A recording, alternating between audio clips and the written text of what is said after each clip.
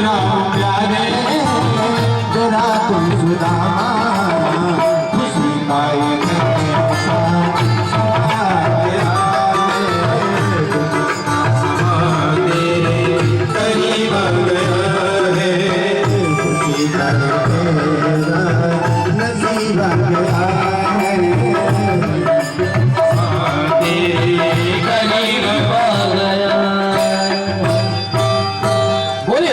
भगवान की निवेदन आपसे करूं। भगवान कृष्ण ने सुदामा जी को अपने राज सिंहासन पर बिठाया है और बिठाने के बाद चरणों को अपने हाथों में ले लेते हैं। रुक्मिणी से कहते हैं रुक्मिणी जल लेकर के आओ। इतने दास दासी हैं लेकिन आज किसी से नहीं कह, किससे कह रहे हैं? रुक्मिणी से कह रहे हैं। रुक्मिणी महारानी जाती पराग का जल लेने के लिए, लेकिन तब तक तो यहाँ दूसरा चला। भगवान कृष्ण ने सुदामा जी के चरणों को अपने हाथों में लिया है और लेने के बाद कहते हैं कि ऐसे बेहाल बेवाइन सो पग कंटक जाल लगे पूनी जो। मित्र इतनी दुर्दशा झेलता रहा लेकिन कभी मुझे याद नहीं किया। ऐसे बेहाल बेवाइन सो पग कंटक जाल लगे पूर्ण जो।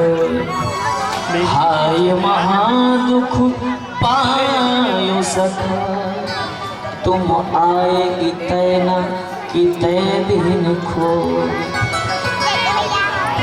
देखी सुदामा की दीन दशा करुणा करके करुणा निधि रोए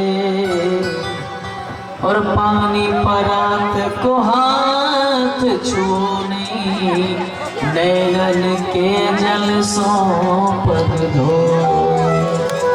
नैनन के जल सो पग धोए। भगवान कृष्ण ने सुदामा जी महाराज के चरणारविंदों को अपने आंसुओं से धोया। भगवान के आंसू रुक नहीं रहे, बार बार कहते कि मेरा मित्र कहलाता रहा और मेरे मित्र को इतना कष्ट, इतना तकलीफ, इतना दुख। रुक्मिणी महारानी पराग का जल लेकर के खड़ी है, छुया तक नहीं जल के। धुलने के बाद सुदामा जी को हृदय से लगाते हैं, दिव्य स्नान कराते हैं, दिव्य वस्त्र आभूषण धारण कराते हैं, भोजन प्रसाद पवाते हैं। भोजन प्रसाद पवाते तो सुदामा जी रोते हुए कहते हैं कि मित्र मुझसे खाया नहीं जाएगा। कहा क्यों नहीं?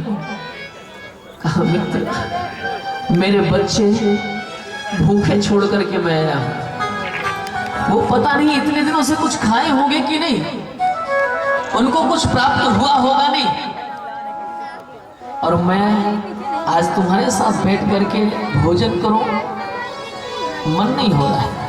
भगवान कृष्ण ने कहा कि सुदामा तुम बच्चों की चिंता मत करो, बच्चों की व्यवस्था हो चुकी है, आप प्रसाद पाओ। सुदामा जी भोजन प्रसाद पाते हैं, फिर इसके बाद शयन खंड में लेकर के जाते हैं, दूध के फेन से भी कोमल बिस्तर, वहां पे सुदामा जी को शयन कराते हैं। भगवान कृष्ण चरणारविंदों का संवाहन करते हैं। सुदामा जी से पूछा है कन्हैया कि सुदामा भैया तेरी शादी हो गई है?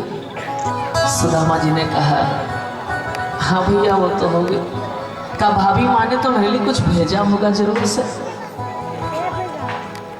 सुदामा जी तंडुल की पोटली अपने बगल में दबाए, हाथों के बीच में दबाए। कन्हैया बार बार पूछ रहे हैं मित्र सच बता ना, भाभी माँ ने मेरे लिए कुछ भेजा है?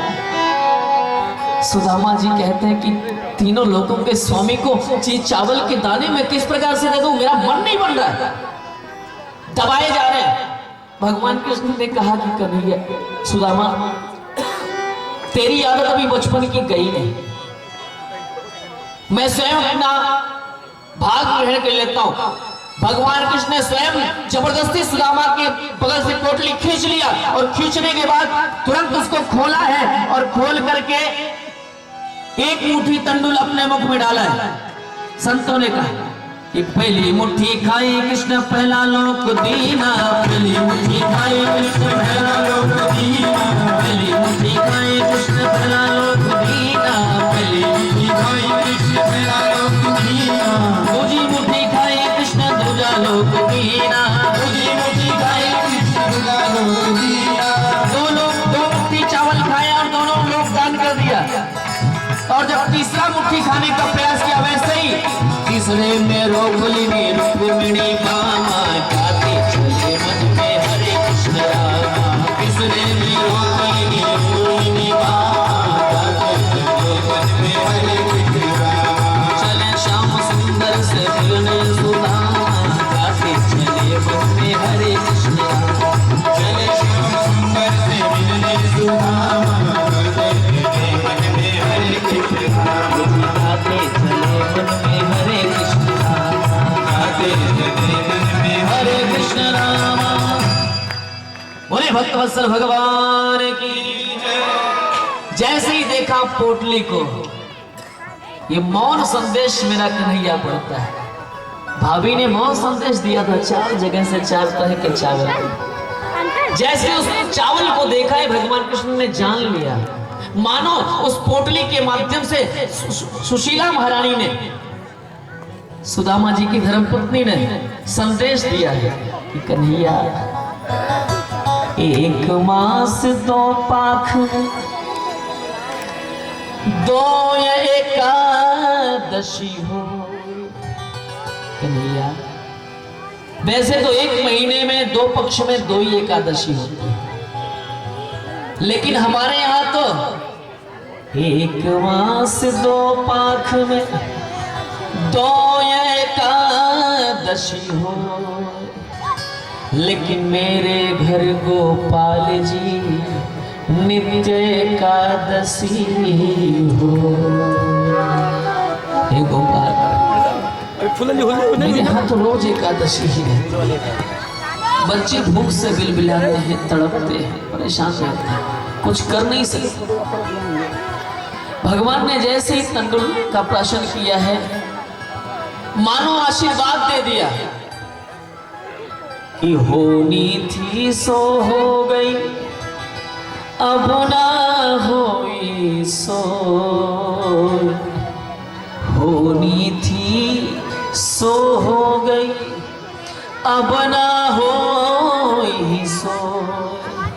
अब तो भाभी तेरे भवन में नित्य द्वादशी हो, नित्य द्वादशी हो। भाभी अब तेरे भवन में निरंतर द्वादशी बनी रहेगी। आज भी सुदामापुरी में एकादशी का महत्व सारे भारतवर्ष में, सारे विश्व में है, लेकिन सुदामापुरी में आज भी एकादशी का महत्व नहीं होता, क्योंकि वहां पर हमेशा द्वादशी निरंतर अपना प्रसार किए रहती। भगवान ने देखा सुदामा के मस्तिष्क पर क्षयश्री लिखा हुआ था, पसीना पोंछने के बहाने क्षयश्री, क्षयश्री का मतलब लक्ष्मी नहीं रहेगी, लक्ष्मी क्षीण हो जाएगी, ऐसा लिखा था।